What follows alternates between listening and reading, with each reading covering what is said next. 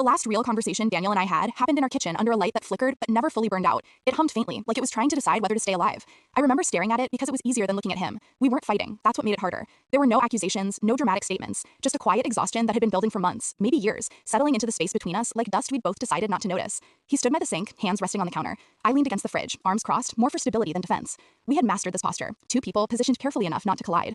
I think we're okay, he said finally. Okay. Not happy, not in love, not thriving, just okay. For a long time, okay had felt safe. After unstable relationships in my 20s, after chaos that disguised itself as passion, okay felt mature, responsible, sustainable. But somewhere along the way, okay started to feel like a ceiling. I don't feel seen anymore, I said. My voice surprised me by sounding steady. He frowned slightly, confused more than hurt. I'm here every day, he replied. What does that even mean?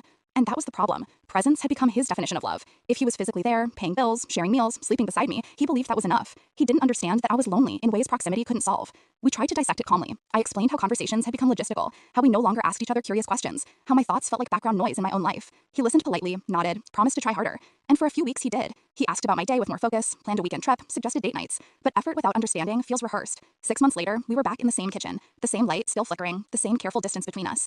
Ending it wasn't explosive. I packed slowly over the course of a week. We divided dishes and books like rational adults dissolving a small business.